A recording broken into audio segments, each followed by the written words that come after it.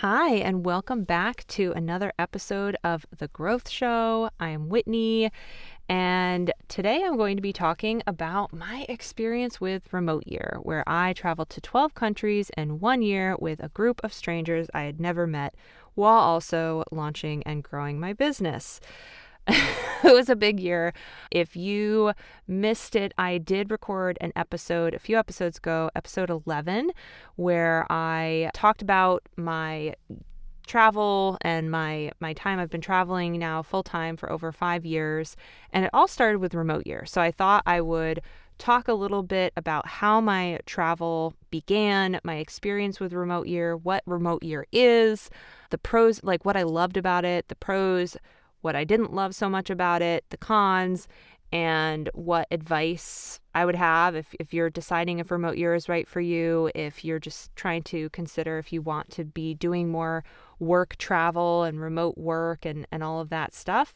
Remote Year could be a really good option for you, or the companies like Remote Year. There's a few out there, but my experiences with Remote Year. So let's dive in. First, what is Remote Year? So Remote Year is a company. You can go to remoteyear.com.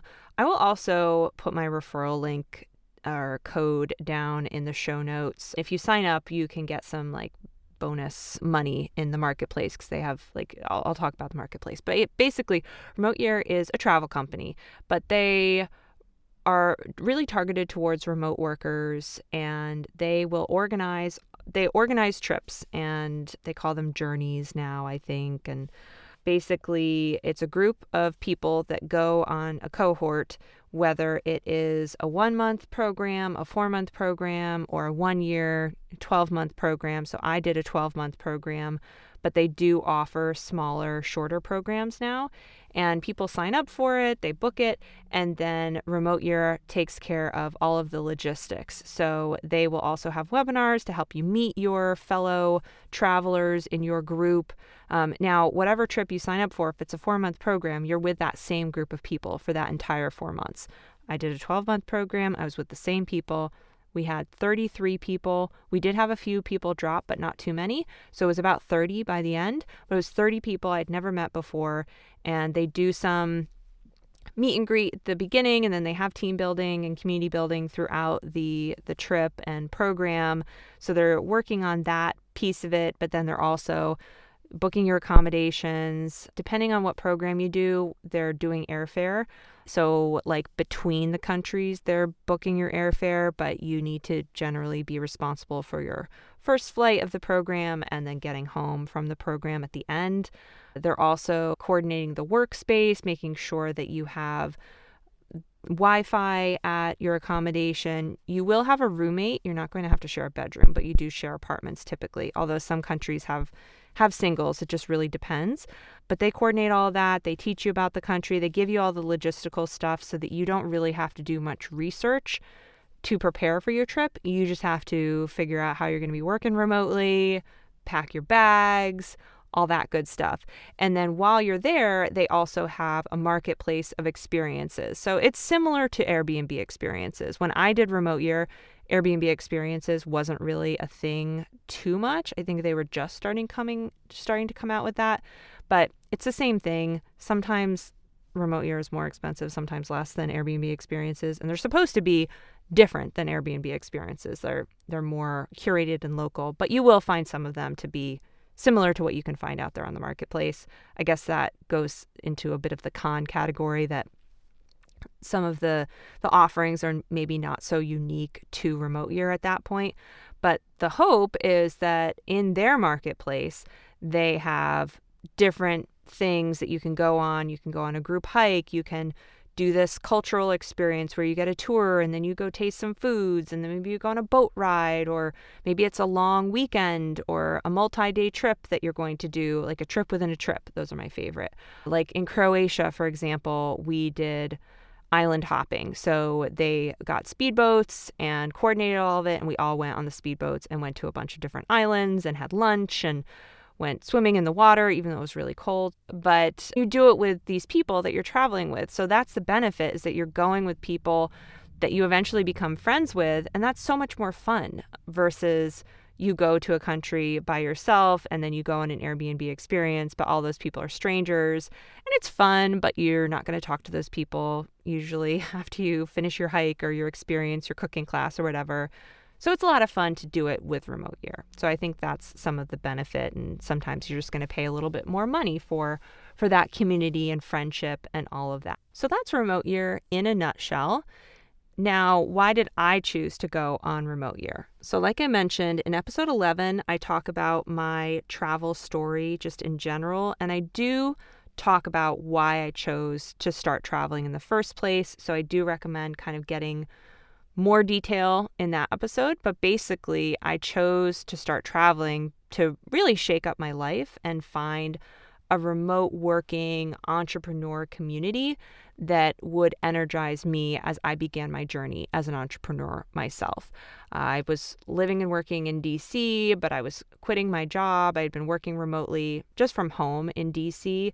They definitely wouldn't have allowed me to travel. And that wasn't really even on my radar. I didn't learn about remote year and start thinking about international travel until after I'd quit my job, actually, and had started my business. But I started feeling that I really actually needed to be pushing myself a little bit more and see more of the world. I had gone on some international trips and realized how much that really lit me up and made me feel just so much happier. And so I thought, well, maybe I could do this and be around other people that are also remote workers and entrepreneurs. And this is going to be a really great, positive, life-changing experience for me. And it was.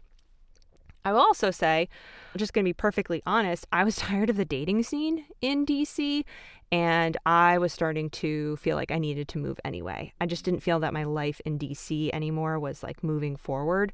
I still really love that city, and I felt like I had a really great life there, but I was just feeling like, okay, I need to do something different because life is kind of not moving anywhere. And I was looking at California. I didn't really know where I wanted to go. I was looking at a few different places, but I looked at some rent out in California and remote year at the time, because when you do remote year, if you're depending on what program you choose, the pricing's going to be all different, but the cost was like $2,500 or something a month for accommodations, workspace, flights. We also had some activities included. So it was pretty good price for what you were getting. And I was comparing it to like rent in California, and it was pretty much the same. So it was like, either I can travel the world or I could move to California. I think I'll travel the world. So to give you an idea of where I went during this year of travel with remote year. So mind you, we went to a different country every month for an entire year. I did do some little side trips. People sometimes went to different places. Like I went to Berlin for a weekend while transitioning from Croatia to the Czech Republic. So there were a few other countries in here, but I'm just going to read off the list of where I went. So I started in October 2018, and I started in Portugal. Then we went to Croatia, then the Czech Republic, then Morocco. Then in February, we were in Vietnam, then Thailand and Japan. Now, May was Malaysia, and I actually skipped that month. So occasionally you can skip a month. I think they still offer you the ability to do that, and you don't pay for that month. And so I split that time going to Australia and Bali instead of going to Malaysia. But I actually finally did go to Malaysia earlier in 2024, this year. Then we left Asia. So you'll notice we did 4 months in one part of the world, so similar time zone there, and then another 4 months in Asia, so to get used to that time zone, and then a final 4 months in more of the Americas time zone. So that was a good thing, because switching between the countries, if we had to switch time zones like that frequently, that would be a lot. So at least we were in similar time zones for a third. Also, from a travel perspective, you don't want to be traveling that far that frequently. So like flying from Portugal to Croatia isn't as far, Croatia to Czech Republic, not that far, but then flying from Morocco to Vietnam, that's a little bit further. So, but you don't do that frequently. And then we went to Chile and Peru, Colombia, and finished in Mexico. So those were all the spots, and I enjoyed most of them. Not all of them. I'm not going to go through all of my pluses and minuses. But I will say I think a lot depends on the time of year. When I was in Europe at the beginning, so we started in October, which is not a great time. October's okay, but like November, definitely not good to be in Croatia. So some of it depended on the weather, and I didn't actually really enjoy Europe the first time I went. And then we've now been going back to Europe every year and enjoy it a lot more when the weather's good. So let me talk now about like how I prepared to go on remote year. So I had actually gone through a course. Someone else who had gone through a prior remote year program created a little prep course. So that was really nice. So I did that, and I just broke out the checklist kind of like month by month, and did the things that were going to take more time a lot sooner, and then things that were only needed like a month lead time, those were left until I was leaving, because otherwise it just felt super overwhelming, and I kept coming back to like, oh my gosh, I need to be working on this and working on this. So it was good to have that progression and just separate it out into chunks that I needed to be working on 3 months out, 2 months out, 1 month out. For me, I rented out my condo. So because it was a year-long program, it made sense to just rent out my condo, and that way I wasn't carrying my mortgage on top of paying for a remote year. So that was a whole big thing. I rented out fully furnished because I did not feel like getting rid of all of my furniture. I was just kind of lazy, but it took a lot longer to rent out because of that, but that's fine.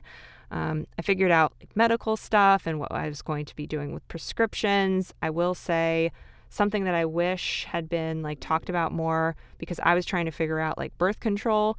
I would say an IUD is definitely the way to go if you're going on a trip like this and want to start traveling, because it certainly makes life easy. It's definitely obviously not for everyone and can be pretty painful to get set up.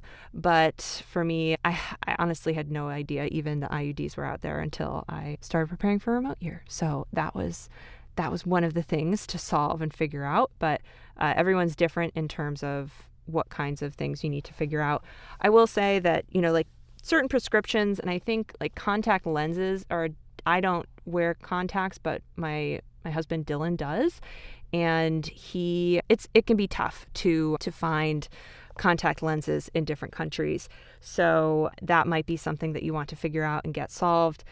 But then other things like even getting an IUD in another country, which I did, I now don't really get much medical things done inside the US. I do most of my, like everything medical is outside the US at this point. So getting an IUD is not expensive. Getting other prescription medications are not expensive as long as you can find a doctor and get to a doctor. But with remote year too, because you're moving every month, there's not a lot of time. So you'd want to be like working in advance, finding a doctor, 2 months in advance, making sure that wherever you're going to be, you book that and all of that. So it takes some planning. So, people generally, especially when they're starting off on a trip like this, if they haven't gotten their feet wet with medical stuff, then you may want to kind of get it all worked out before you leave.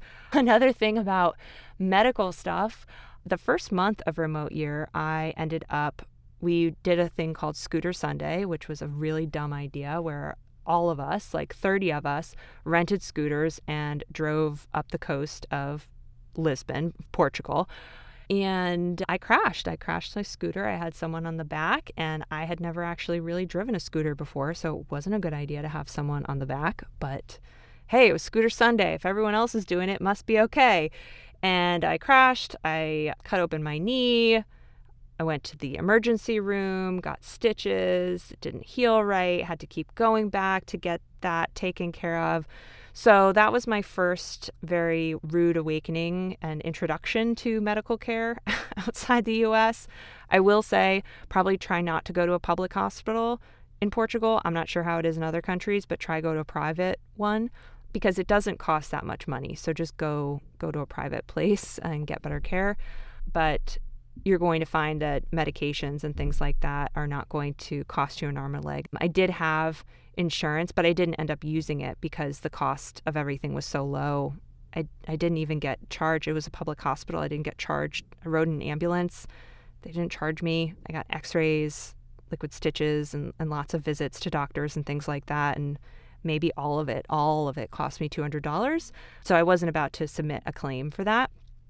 So just keep that in mind, that medical treatment outside the US, whether it's dental, medical, vision, all of that is pretty reasonable and you can find great doctors. So then other things that I did to prepare, I got luggage, got other supplies and things to bring with me, just random stuff. I figured out technology. So what was I doing with my phone plan? That one was a little stressful. Back then there was like a workaround thing and whatnot. These days, I would probably say go with Google Fi. You can port your phone number there. You can also use Google Voice and then use Airalo SIM cards. You would probably need to use Airalo eSIMs anyway with Google Fi, because Google Fi will cut you off from international data after a period of time. And their data is very expensive, whereas Airalo, you can get like 2 gigs for like $8, which is still pretty expensive if you look at like a local SIM. Like a SIM card in Mexico, you can get like 20 gigs and it's costs like maybe $10 or something, for a month. But then you have to keep going back to the store to refill it every month, whereas Airalo, you do it all on your phone. So little like tech things like that, figuring that out. Things like mail forwarding, making sure your passport has enough pages for the year, getting the right credit cards and banking set up. So Schwab is what I use for my ATM card because they have no ATM fees and no foreign fees. And I use Chase Visa for my my credit card because they also have no foreign transaction fees. So you definitely want to make sure that you have cards that are going to be okay being used outside the United States. And then one of the other things I did was I talked to my accountant about the foreign earned income exclusion. I mentioned this a little bit last on my episode 11, but basically, since I was going to be outside the United States for a whole year, I would qualify for the foreign earned income exclusion, which is FEIE, so that I could save on my income taxes and not have to pay the majority of my federal income taxes. So that's also a good thing to get figured out and talk to your accountant about. And if your accountant doesn't want to talk to you about it or doesn't have enough information, then I would suggest finding a new accountant because it can save you like $18,000 a year. So it's worth finding an accountant to help you with that.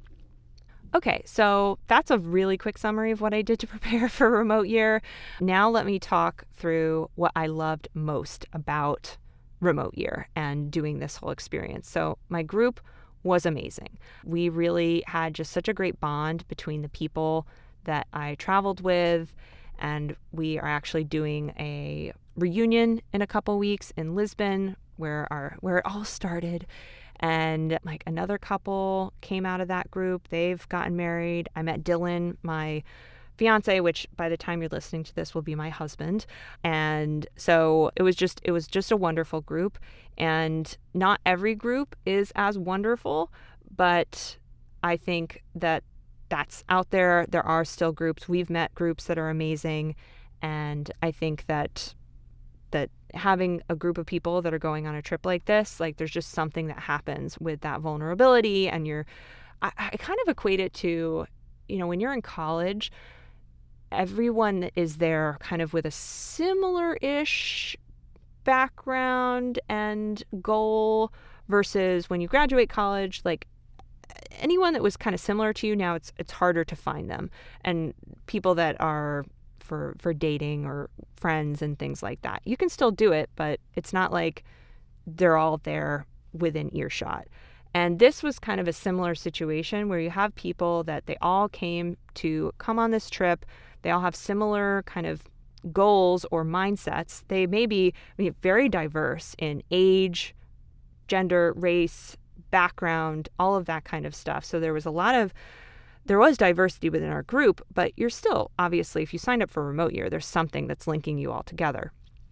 So I think that was really cool to have a group where people are sharing that goal and interest in seeing the world and pushing themselves a little bit, because obviously if you're planning to travel and work for a year, you have a little bit of crazy inside of you, but that's a good thing. And so you can all kind of connect on that. Another thing that was really helpful and good and a positive about the whole experience is that it really got me comfortable traveling and working while traveling. So it was like learning how to travel with training wheels, because remote year was doing all of that setup. We didn't have to worry about it. But as time went on, you start becoming a little bit more self-sufficient. You start seeking out other experiences to book on your own. You start booking side trips on your own. You start using Google Maps to find places instead of just relying on the city team or whatever, the group told you should go to. So you start slowly doing that and learning how to navigating currency and language barriers and all of those kinds of things without being just shoved into it and like do or die type of thing. So I really like that. And I think that was probably like the biggest thing and benefit, because I am still doing that and traveling. And I never would have had the cojones to do this if I didn't have a program like Remote Year starting to get me comfortable. And, I did the 12-month program, but I think for anyone who's wanting to just test this out, I think doing a one month or a 4-month can give you that same effect, and you can feel for it a little bit. You could even do something where you do 1 month and you do a month by yourself, or 2 months, and then maybe you join up with a group again. Now at this point, Dylan and I will join up with Remote Year every so often if we don't feel like doing the logistics and planning for a month of activities, and when we want to be around a group of people that are similar to us and just have some community again. So we will occasionally join up with a group just to have like a change of pace and all of that. I think another pro of Remote Year was that the price was pretty reasonable, in my opinion, and I was able to work without a problem. So anything that you have problems with, you could contact the team, help with Wi-Fi, connectivity, workspace, whatever the case may be. So I never felt like my ability to run my business was impacted by the travel or logistics. Now, I will get into some cons that were more of internal challenges, but nothing, honestly, I felt was an external challenge from the travel that impacted me. So let's talk a little bit about some of the not so good things. So first off, it was very fast. It's very fast to move to a new country every month. And usually it takes time to adjust to a new place. Maybe it takes you a week, maybe it takes you 2 weeks. Okay, and so then you have 1 week where you're like, man, this place is awesome, and then the next week you're preparing to leave. So it's kind of short, but it allows me to see, you get a taster of all these different countries and all of that. But it was very fast. Dylan and I have talked about how, like, gosh, if they had just changed it so that you could be in a place for 2 months or 6 weeks or even like 3 months, that would be really great. But obviously that's just not everyone wants that. So we get it, but we try and travel now more like every 2 months or 3 months we go somewhere new, because the 1 month is just a lot. But I will say we would never do 1 month and 1 month and 1 month anymore, because the amount of planning would be insane. But Remote Year is handling it. So it's easier in that you don't have to plan the logistics of the Remote Year, but still just settling into a new country and getting your groceries and getting into your routine and getting settled in a workspace and just feeling like settled and calm.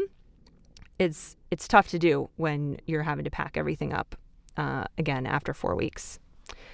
I would say that another thing that I really struggled with throughout the year, that again, it was a me thing, not Remote Year specifically, was just balancing work with fun and activities and all of that. Some people in the group worked a lot less. A few people didn't have jobs and they were using it as a time to explore and decide where they wanted to go next. And I couldn't help but compare myself to how other people were experiencing their Remote Year.